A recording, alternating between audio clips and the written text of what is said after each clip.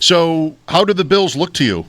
I keep thinking about how long it's been since they've had a really complete four-quarter win, which, that's not necessarily the fairest way of gauging a team, like wins are wins, but it just seems every week there's something. Either they can't stop the run or they can't throw the ball.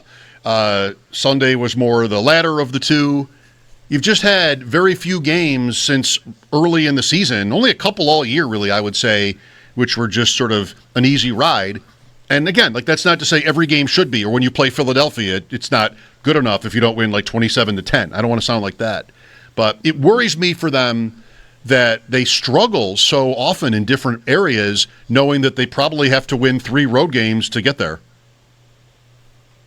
I think that is definitely the mainstream thought, and I get it. I can feel it. I'm sure you do too with your callers every day. There's this a lot of inconsistency with the Bills this year, and they're either up or down or all around in a lot of different areas of the team. So that's good analysis, but the biggest frustration is the passing offense. Nothing is more frustrating to a Buffalo Bills fan than to have the reigning MVP of the National Football League and the passing offense looks incompetent, and it looks like the head coach has a lid on them, not allowing them to really throw the ball downfield any further than, maybe 5-6 yards. Last game against the Eagles, they changed up a little bit. They had a couple of balls go downfield to Cooks.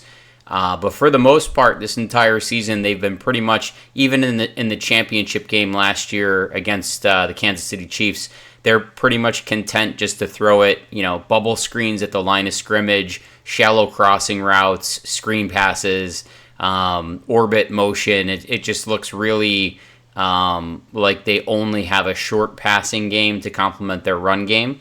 And that's frustrating because, we got the MVP of the league in Josh Allen.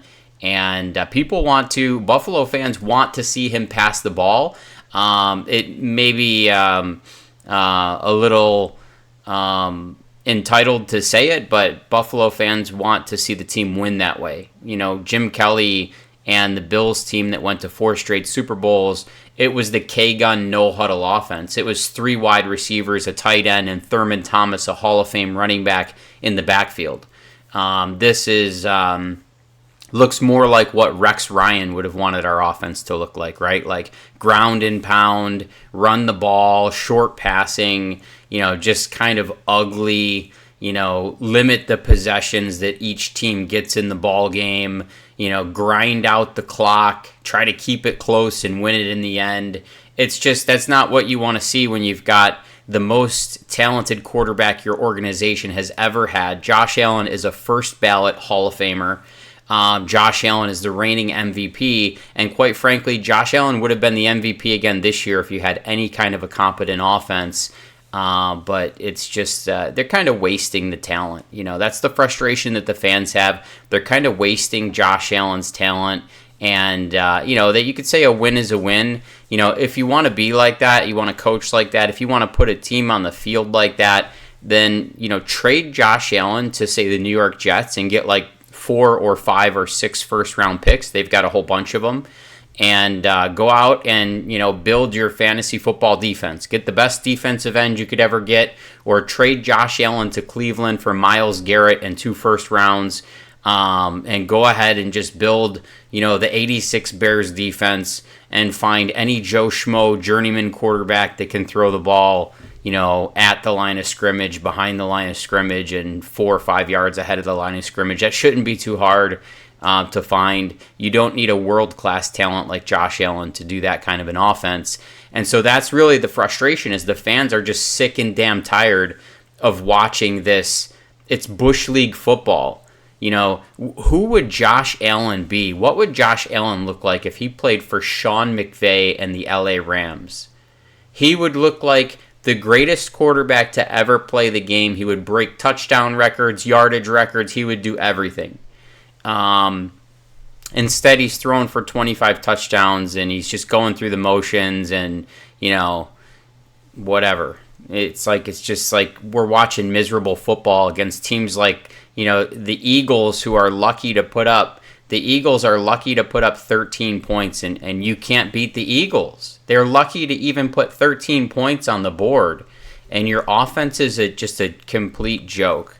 And that's what the fans are frustrated with, in my opinion. That's what I'm frustrated with. I'm sick and damn tired of it. If this is the offensive style, then just own it. Look, if you were able to find, draft, and develop Josh Allen, then you can find, draft, and develop some other Brock Purdy caliber, pocket passer who's going to just, throw the ball on screen plays and short passes. And why not get a haul of picks then and just, trade Josh Allen? This is like just watching you waste his talent is kind of a joke. It's terrible to see. Growing anxiety that is justifiable because nothing has come easy. You would think all these coaches and all these players, they got to be sick and tired of walking in to halftime. Nothing has come easy on offense because, in my last podcast episode, you'll see the arrogance of Brandon Beane, it's called, where after the 2025 draft, he was very arrogant in the way that he said, like, hey, we don't need a wide receiver. We don't need a number one wide receiver. And that's why everything looks so challenging right now. All the defenses in the NFL are just suffocating our offense. The safeties play close to the line of scrimmage.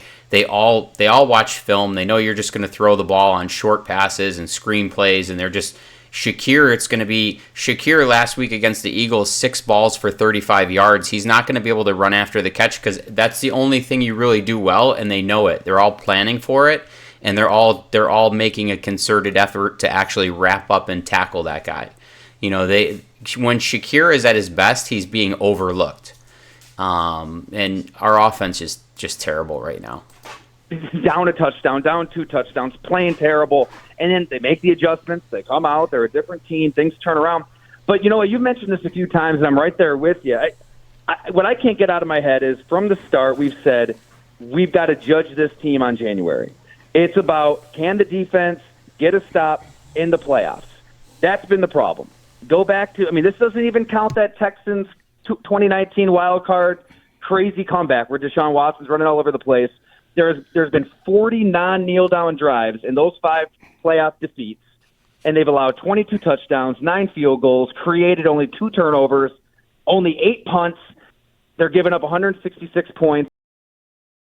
And what he's saying is a huge frustration with Bills fans because of all of the assets that we invested in the defense this past offseason, the free agent signings on the defensive line, the draft picks, everything that we invested in the defense, the teams that we had that could have and maybe should have gone to the Super Bowl and maybe even won the Super Bowl, they had top 5 defenses. McDermott had really, really good defenses early on, and they completely failed in the playoffs against the best teams and the best quarterbacks, which is why we would rather see you invest the draft capital and invest the offseason free agent money and acquisitions on offense. We would rather see you build up around the MVP of the NFL than to build a defense that is frankly going to just probably let us down, because when you get to the playoffs, you're playing against the top caliber competition.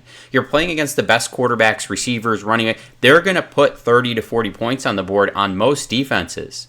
When you play against guys like Mahomes and Joe Burrow and, Lamar Jackson, all these guys, now you got Drake May and you got, all these guys coming up that are going to be young and they're going to be good. When they get to the playoff caliber football, it's hard to stop them, even with a top-ranked defense. And we've had top 5, top 10 defenses in the past that have just been complete, they've been just run over. They haven't been able to stop anybody. And so when you invest everything in defense, it's frustrating because now everything looks difficult for your offense because you have no real talent around. The only talent you really have around Josh Allen is Cook. The offensive line is strong, it's good, but it's really good in the run game, and not so great in the pass game. And you see they're kind of exposed when you play against teams like Houston, or you play against teams that have elite pass rushers. You saw it in Cleveland when Josh Allen's running backwards 30, 40 yards, almost takes a safety, it hurts his foot. He just running around like a maniac back there. It's just you need to invest almost all in the offense. Why don't you just build an offense that can put 40 or 50 points on the board and just set out to outscore everybody, to dominate. You can still dominate the game with the run game, but right now, if you fall behind in a game, it's going to be really hard for you to come back, and that's been the case all season, which is the most frustrating part. You got an elite quarterback at the MVP caliber of the league, and if he falls behind in a game, or if the running game lets us down, how are we going to get back in the game? He doesn't got the guys with him to do it. It says 4.15 per non-kneel down drive.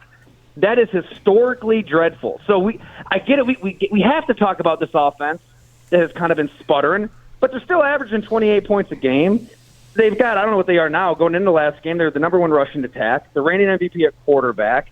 It looks different, but part of me thinks it's okay that it looks different. You've got to evolve. They've tried the whole spread approach, right? I mean, back to Emmanuel Sanders and Cole Beasley and Stephon Diggs and just throwing it all over the place. So, okay, now you've got a rushing attack. Now you got something that can maybe travel onto the road. So I hesitate to ring the alarm bells on offense. To me, it's still about that defense. Can you just steal a possession or two? And I'm not buying that, because so many playoff runs in the past, there's been a handful of years where McDermott had a top 5 defense in the NFL, top 10 defense in the NFL. And at the end of the day, you would think if anything was going to travel, it would be a defense, right? I mean, that's when you're on the field playing defense, that should travel just like a running game. And the defense hasn't been able to stop anybody in the playoffs, and McDermott has not won a road playoff game ever, I don't think, as long as he's been with the Bills. I know he's lost in Houston, he's lost in Jacksonville, he's lost multiple times in Kansas City. He hasn't won a road playoff game, and who's to say maybe that changes this year, but the offense looks terrible right now, and if they're not able to control the game, if they fall behind, good luck trying to get back in the game. Good luck trying to play catch-up. Maybe they have a chance. Cooks looks like he's going to be a pretty good wide receiver for us, but we'll see what happens. Not turn it over on offense and win by any means. I think they can. I still think you may be going into the dance with the best quarterback and the best running back and an offensive line and a wide-open AFC. I mean, hell, they might be one and done. Jacksonville they've got a solid roster and one of the best coaching staffs. I get it, but I would take those odds still if I'm Buffalo, and I think that's where we judge them. It's the pressure to me is still on the defense that time of year, and it does help that Andy Reid and the Chiefs aren't around. I mean, Sean McDermott has definitely evolved, and we've seen it. You saw in that Eagles game. Loved the decision to go for 2. He's been uber aggressive. I think it helps that his old mentor isn't around. For whatever reason, he has been tight into those games. So that's a good thing. It hasn't been pretty, but I'd still be pretty optimistic if I was the Bills going into this particular tournament. I like it. The other side of that is the quarterbacks they'll face and whether they can rise to the occasion. And that will be, some combination, if the Bills win games, of Trevor Lawrence, Bo Nix, Drake May, maybe even Stroud or one of the other guys. And is there one of them, let's start with May, because he's the MVP favorite. This week might not even show anything, May or Stafford or anybody, if teams play backups. So he might have the MVP in his second year, 13 wins. It's hard for me to imagine that he doesn't play a good game in the playoffs. I don't know if he can do what Allen has done, but I wouldn't really want to, I'm not in a hurry to bet against him. Yeah, I think he's the MVP, and he's going to be a problem for a long, long time. It is interesting. Not only is he most likely the MVP and going to be a problem for a very long time, New England is going to probably take big swings and make big investments around that guy on offense, whether that means first-round picks at the wide receiver position with speed and athleticism, free agent signings, similar fashion, upgrades on the offensive line, all the things that Buffalo wants to see our team do and build around our reigning MVP quarterback is what New England is going to do around this young kid. And we're going to have to deal with them. And it's frustrating because, we're sitting here waiting all these years while McDermott can't get it done against his mentor, Andy Reid. And now we've got to watch the reemergence of New England Patriots, which is just a joke. I hate that team. Tom Brady, when Tom Brady was quarterback of New England Patriots, the team that he beat the most in his NFL career was the Buffalo Bills. And he didn't just beat us. Some games, they just beat the hell out of us, which, again, is something we lack as a team. Our head coach, Sean McDermott, he doesn't have that dog in him. He doesn't have that, I'm going to beat you into submission. I'm going to put 50 points on the board. I'm going to run up the score. He's got that, he's very conservative. He's very vanilla. He doesn't want to run the other coach out of the gym, so to speak. He's worried about the way that looks, like unspoken rules. You'll see he gets a 10-point lead. He'd rather slow down and grind it out and keep the game close and not embarrass the other guys, not show them up. He's humble and hungry. And the problem is New England reminds me, this version of New England that's up and coming with Josh McDaniels and Drake May, they remind me a lot of the Cincinnati Bengals that routed us in the playoffs and that year that the guy almost died on the field. I forget his name; it's slipping my mind right now. But while McDermott is humble and hungry, this New England team that's being built up right now, they're like cocky and swagger. You know what I mean? And so they're going to have that cocky and swagger, that they're going to want to dominate. They're going to want to run us out of the gym. This is a team that has a head coach and that has won Super Bowls with that organization in the past. He has a standard that he's trying to set again and to live up to. An offensive coordinator in Josh McDaniels that, although he is a dumpster fire, at every time he's been given a chance to be a head coach, he's a dumpster fire. He is an outstanding offensive coordinator who's worth every dollar that he gets. And he's pumping Drake May's head full of, you can be the next Tom Brady. We can win championships here. We can go on a run. You can win MVP. And look at them. They're 13-2. They're challenging for the 1 seed. Drake May can be the MVP quarterback of the league. And, they're going to make big investments in him and in that offense to continue to really push and be aggressive. And our guy, Sean McDermott, is, basically, he's vanilla, he's conservative, he's looking to win a close game. He's looking to, he doesn't want to run anybody out of the gym. It's just going to be kind of like, really vanilla. He's going to try to build up his defense, but ultimately in the past he's had really good defenses, top 5, top 10 defenses, and when push comes to shove and he gets to the playoffs and he faces Pat Mahomes or he faces Joe Burrow or he faces someone that's elite, his defense cannot stop any of them at the highest level, and that's probably going to be the case as Drake May matures and competes for divisions and competes for playoff victories, and these other teams catch up as well. You have to make better investments in the offense, and for some reason, our head coach and our GM do not know anything about the wide receiver position. They really don't. Their best picks have been like Khalil Shakir in the 5th round and Gabe Davis in the 4th round. And everything else has really been a bust, at the wide receiver position, including Keon Coleman. He's been a complete bust. That was a 2nd round pick. They passed on Ladd McConkey. I don't know. I mean, it seems like that would be an easy choice. Keon Coleman does not look like a boundary wide receiver. They keep trying to kind of fit that square peg in a round hole. There's all kinds of discipline issues. There's all kinds of maturity issues. There's all kinds of personality issues. They really to pass on Ladd McConkey to me is like why wouldn't you take the obvious choice? The guy played SEC ball. He's a boundary wide receiver for Justin Herbert and with the Chargers. You could have had that guy and you passed on him, and could have been, would have been, should have been, but now you're going to try to maybe draft a receiver or get a receiver next year, and you've really just been failing across the board every time you've tried to do that in the past. So it's frustrating for Bills fans because if we had an offensive-minded head coach that had the freedom to draft and build and execute an offense, it could be a completely different story. Instead, we've got really an entitled head coach and an entitled GM. They're entitled because they drafted and developed the MVP quarterback we have.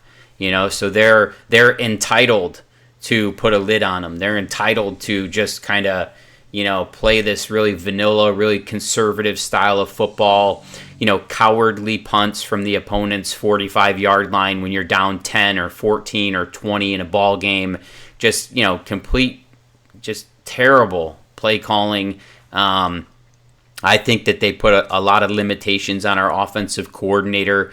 We know Joe Brady was the passing game coordinator at LSU when they had Burrow and Chase and Jefferson, and that was a high-flying vertical offense.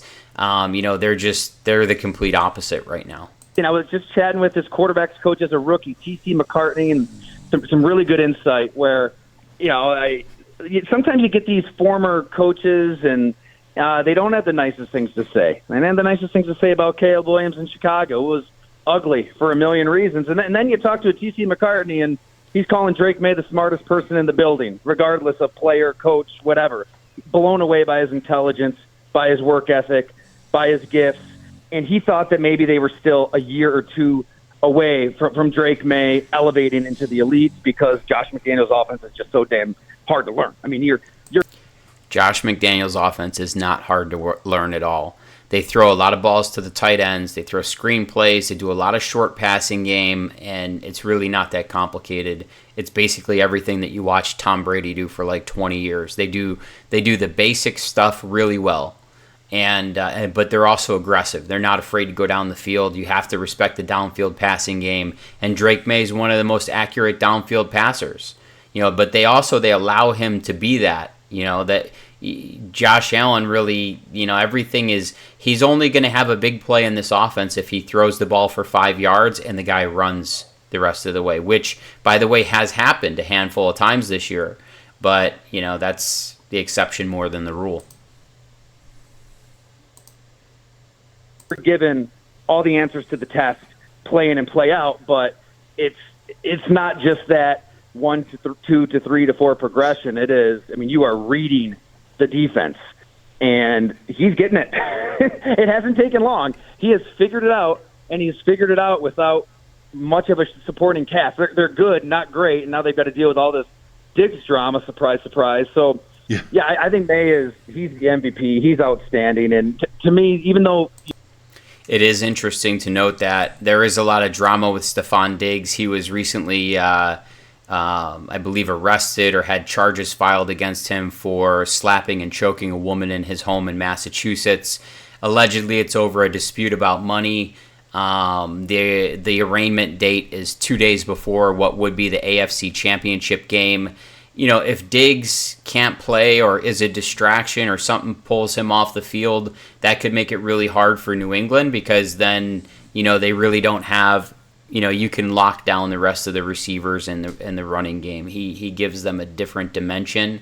So that could be their Achilles heel if that case actually goes against Diggs and prevents him from playing potentially, in a championship game or a Super Bowl. You just beat New England, and you beat them in thrilling fashion in their house. I think that would still be the toughest challenge if you're Buffalo because they've got the quarterback. By the way, on the Diggs situation, I haven't commented on it at all today, but I would guess that even as serious as it sounds, this is going to be a thing for next year.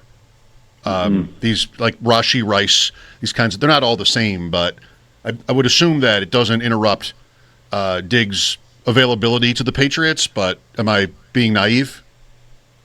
Well, I think that it's on purpose. The league can kind of do whatever the hell it wants, right? And the players signed off on this. They don't have to wait for stuff to go down in court. They if they want, they can just have their own investigation. They can levy their own punishment. They can pay you not to work. Roger Goodell, and they can do whatever they'd like. So I suppose you never know. If they're angry enough at Park Avenue and want to make an example out of this, or they have some substantial hardcore evidence, which who knows, maybe they can get their hands on that. It does not sound good, to put it lightly, but I'm with you. I think they'll probably wait. It's almost January. The playoffs are here. I think that they would let this get into the offseason, but you never know. There's a commissioner's exempt list. Interesting that before the season started, we had Stephon Diggs on that boat with some interesting substance, among other things that were going on there. And some interesting substance. about a suspension or something coming his way, but he had the torn ACL he was coming off of, and he beat the schedule, so nothing ever really came of that. With Jacksonville in mind, Tyler, earlier you used the word solid, and I think that that's probably a popular word for the Jaguars. Is there the upside, the overall talent and ability to win in the playoffs? They've, not been a team that's done that anytime recently. I would say yes. The Jacksonville Jaguar defense is second in the league in terms of taking the football away, turnovers, and we all know that turnovers can impact football games big league. Also, Trevor Lawrence, one of the things that he's doing very well right now is running with his legs. So when they get inside of the red zone, they'll spread you out with 3 wide receivers, a tight end. They got ETN in the backfield that was with Lawrence in college at Clemson, catches a lot of balls out of the backfield. They'll spread you out. You'll look like you'll show up in a cover 3 or cover 4 quarters, and then he'll just run it in the end zone. It's a lot like Josh Allen. He has the ability inside of the red zone. He's going to get a lot of touchdowns just running the ball with his legs. And he can do that with first downs, too. He's always had that athleticism, even in big games, national championship games in college where they played against Alabama. He's always had the ability to run, and that seems to be something that's reemerging with him. So, Jacksonville is the team I want to play the least in the playoffs. The team I would probably like to play the most, but it doesn't seem like it's going to be possible, which is a good reason why I would have wanted to win last week against the Eagles. I would want to play the winner of Pittsburgh and Baltimore. We already beat Pittsburgh in Pittsburgh, and we handled them. It didn't seem like it was really a close game. We beat Baltimore earlier this year. It was kind of a weird game. We made a big comeback, but they haven't really been too good of a team this year. That seems like the matchup I would want the most, but New England kind of worries me a little bit, but just because when the refs get involved, it's going to be a close game either way, but the refs seem like they could be they could tilt it one way or the other depending on what they choose to call or not call. Almost ever. So how threatening is Jacksonville? Are they a solid team that you'll have to not turn the ball over to beat, and if you're clean, you'll be able to do it? Or are they maybe better than that? What's impressive with Jacksonville is it does seem like, gosh, we've been talking about Trevor Lawrence taking the next step in perpetuity, it seems. But it feels like he finally got hard coaching, and he has responded to that hard coaching. And Doug Peterson, guys loved him, and they had a wild, 2022 when they're completely out of it, and they fight their way back, and they had the comeback against the Chargers. But I don't think Doug Peterson is going to get in your face. Like, that is just not his style. And Liam Cohen will.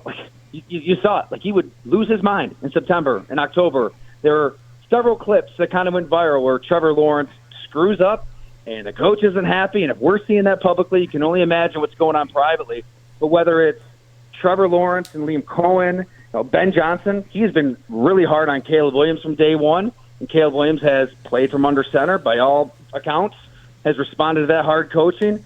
Like these new coaching matters. This is what my frustration is with Sean McDermott and his influence over the offensive scheme and the way that they run the offense and kind of this ground and pound style.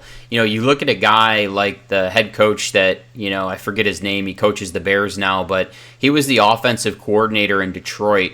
He goes to Chicago. Chicago was a joke last year. They didn't make the playoffs. This year they won their division. They contended and competed for the 1 seed right up until this week, the last week of the year. And who knows what they're going to do in the playoffs. On the other hand, Detroit didn't even make the playoffs.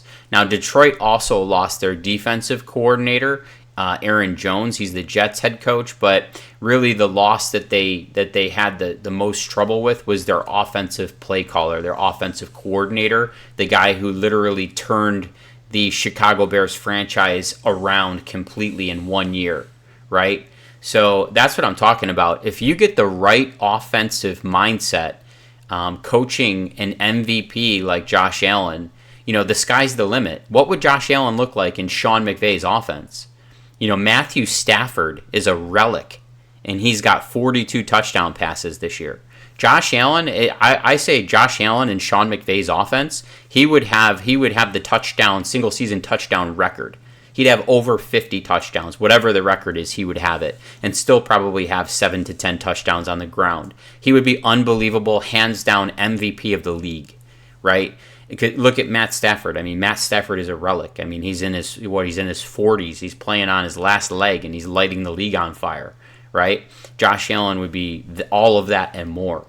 But Josh Allen, unfortunately, is playing on a franchise where the philosophy is, let's limit the number of possessions that each team has by possessing the football, controlling the clock, ball control offense, methodically moving down the field, move the chains, time of possession, limit the turnovers. It's like 1994 called, and they want their offensive philosophy back, right? That's McDermott. That's what you get with a defensive-minded head coach. Because how do you protect a weak defense the best? You limit the number of possessions, you control the ball, time of possession, you run the ball down the field, you waste as much clock as you can, and you hope that you can come out ahead in that game, right? Keep it close and win it in the end. Don't get run out of the gym.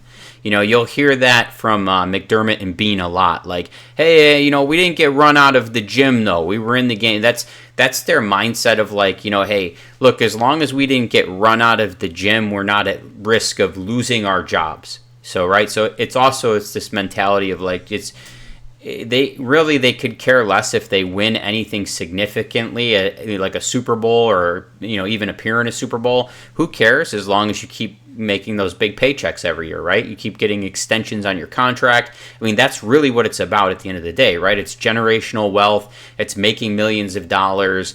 And it's just like, hey, you can accomplish those goals by being vanilla, by being conservative, by being methodical, by being boring, by putting a lid on a franchise unicorn talent like Josh Allen.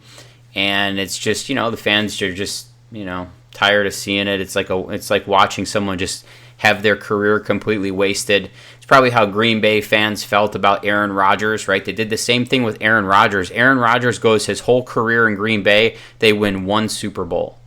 This guy's a 2-time league MVP. He's got all kinds of passing records. It's the same thing here. Like, Josh could go his whole career. We might be lucky to see him maybe play in one Super Bowl.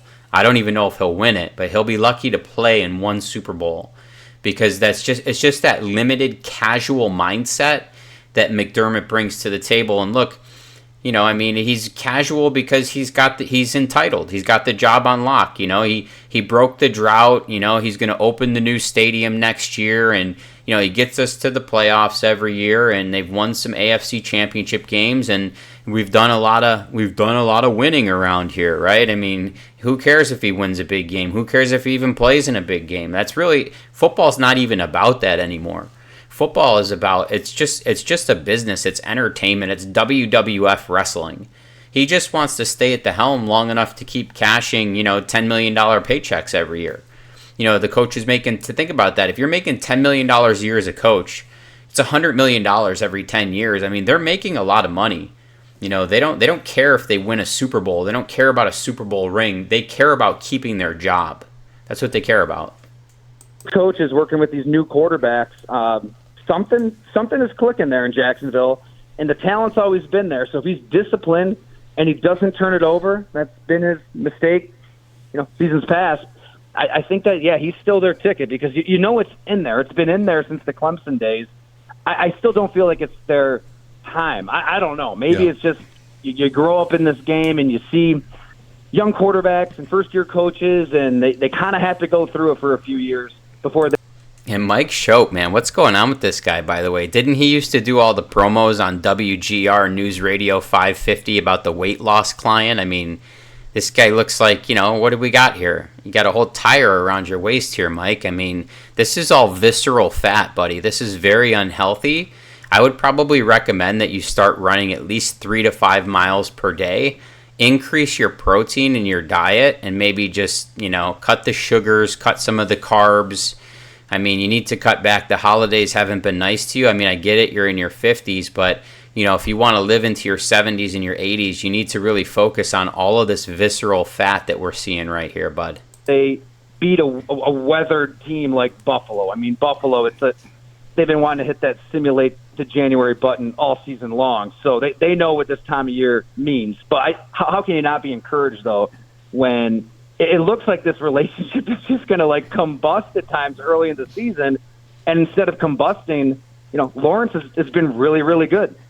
I like that point on Doug Peterson. I always kind of liked him and took for granted that he was respected. I mean, he played quarterback in the league and won with Philadelphia. But as you're laying that out, I'm thinking of the timeout before the Philly.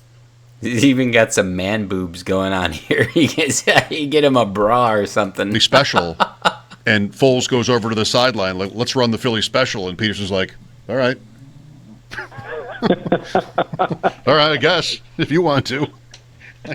What is it you do here? It looks good on him when it works. Maybe two more here, Tyler. How about Denver? The 1 seeds, if it's Denver and Seattle, two preseason long shots, especially Seattle being in that spot. Also, off bye weeks, two notoriously hard places to win for road teams if they end up being the ones.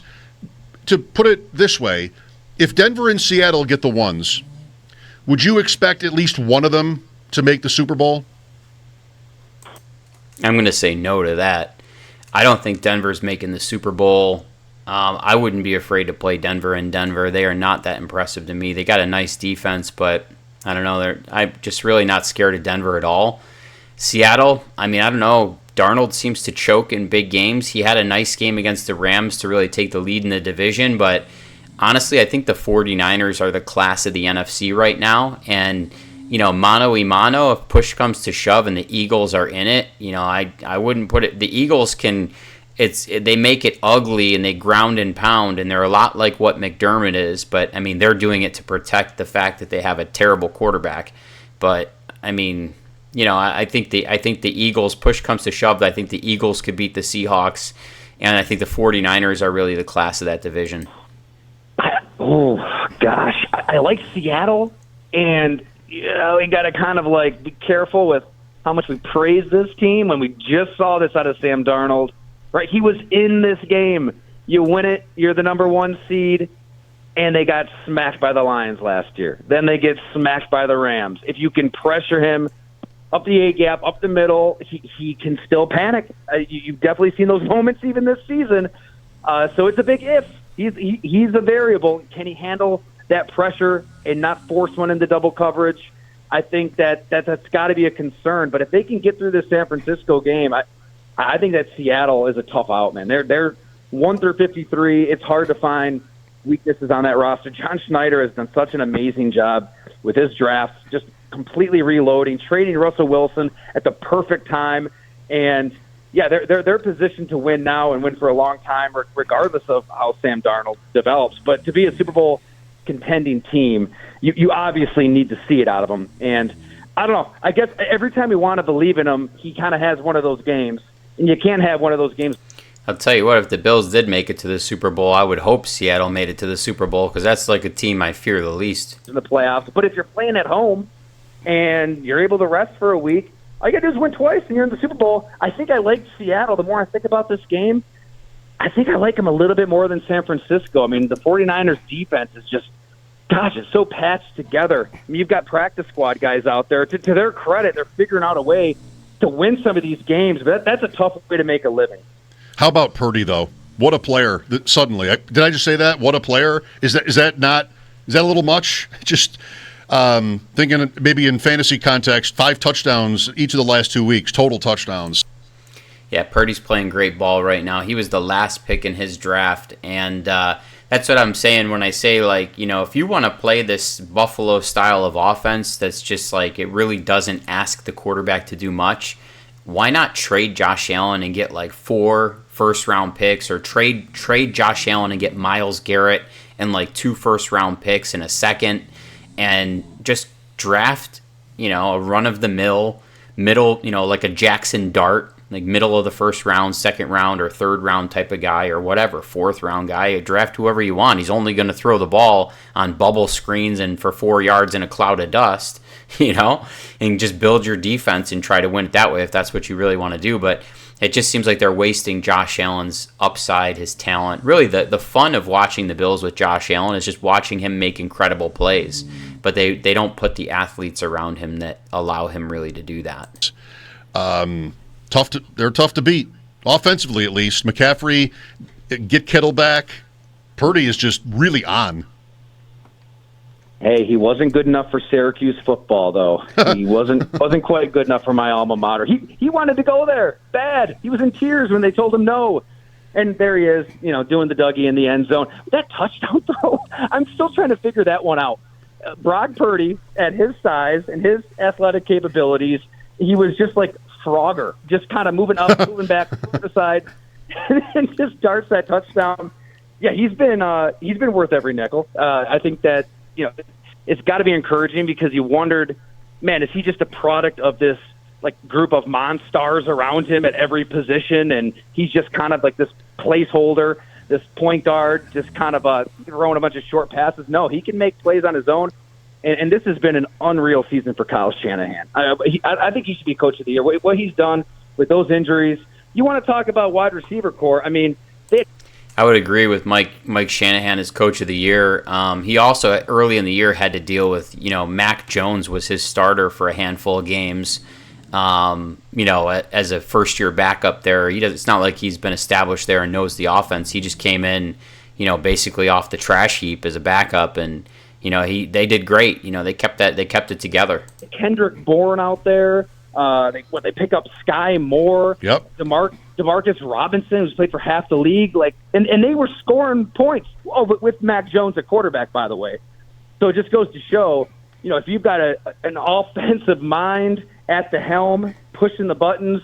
That he's saying it. If you're right there, don't miss that. If you have an offensive mind at the helm, head coach of the organization, calling the shots, pushing the buttons, it's what I keep saying. What would Josh Allen look like if he played for Sean McVay? It would be unbelievable. He would be the league MVP every year. He'd probably have 3 or 4 of them on the shelf. And to be honest, he'd probably have a couple Super Bowl MVPs too.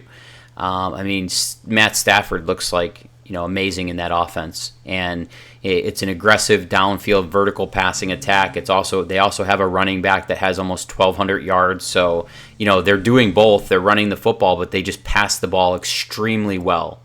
The games that they've lost, they've been all in every single one of them. And that's a team that could put 50 points on the board. So it really does. Coaching really does matter. And when you see the Bills' pedestrian vanilla offense, when you see Buffalo Bills with Josh Allen as the MVP and they're limping into the playoffs as a 7 seed, facing 3 road games to get to the Super Bowl, and their head coach has never won a road playoff game. He lost a road game in Jacksonville, lost one in Houston, lost 2 or 3 in Kansas City. He hasn't won on the road ever. Coaching matters. An offensive mind. I'll say, what would Josh Allen look like with Kyle Shanahan's offense or Sean McVay's offense? It really does matter. Or the guy that's coaching the Bears right now that coached the Lions last year that completely turned that Bears organization around in 1 year. And that's all coaching. And so what we would say is, yeah, but Sean's building a great defense, and they're doing great things since Thanksgiving. They've been amazing on defense. Sean McDermott has had top 5 defenses in the league go into the playoffs and look terrible, give up 30 or 40 points when it matters the most. It's one thing to have a top 5 defense in the regular season when you're playing, teams that are like the Jets and teams like the Eagles. The Eagles are terrible on offense. They had 17 yards in the second half of that game, and we had backups playing in a lot of those positions. Benford didn't play. A couple guys were out. You really can't look at I had a top 5 defense, took that into the playoffs. A lot of the teams that you play during the year are weak, and they don't have good quarterbacks. We basically play nickel defense 90% of the time. It can go a long way. And maybe it's not fair to compare anybody to Kyle Shanahan because he is at the cutting edge of everything in the modern game. But man, what he's done is incredible. They can line up in a formation, and one play can look the same down in and down out, and they can just do a million things out of it. So if you're a linebacker and you're trying to key up on a tight end, you don't know what the hell is going to happen. And by the way, that's the true definition of being multiple. Being multiple doesn't just mean, hey, I can run the ball, I can pass the ball. Being multiple means I have a short passing game, I have a screen passing game, I have an intermediate passing game in the 8 to 15 yard range, and I have a vertical downfield passing game. I have a running game with multiple schemed runs, inside zone, outside zone, counters, power. You have a bunch of ISO, trap plays. You have a bunch of different things you can do out of very similar formations. So I can do all of those multiple things out of a formation that pretty much looks similar. So you don't really know what I'm doing, and that's what he's talking about being multiple. They can run out of the same formation and they could be targeting tight end. They could be targeting a vertical pass game, a screen play, a run play. The run play could be outside zone, inside zone, power, trap, counter. It could be all these different things. You don't really know because they're multiple. Because everything looks the same, but they can do so many different things, run or pass, out of the same look, unlike any team in the NFL. It's no different than a defensive coordinator that can switch up coverages, which is what I believe what McDermott did against Drake May when we played in New England a couple weeks back and won. They were rolling cover 2, cover 3, cover 4 quarters. They were running nickel. They were running dime. They were running 2 safeties over the top, man underneath, press coverage. They were switching it up from play to play, and Drake May didn't really know he could, because a lot of times what the coordinator wants to do is the coordinator wants to identify what's being done against us so we can call plays like, hey, okay, they're running a lot of cover 2 defense against us. I've got this set of plays to go against cover 2. No, they're running a lot of cover 3 against us. Oh, this is what we do for cover 3. They're running quarters against us. This is what we do for quarters. But when you mix it all up and you're multiple, I would say that's a credit to McDermott. He is very multiple on defense and does a great job in the secondary. No doubt about it. Unfortunately, it hasn't carried through to the playoffs. It's really let us down against teams like Kansas City and Patrick Mahomes and better quarterbacks, but Joe Burrow one year. But he is very multiple on defense in a similar format. Tyler, thanks so much for your time. GoLongTD.com. Real quick, anything new that you want to tell people about? Sure. And that's that.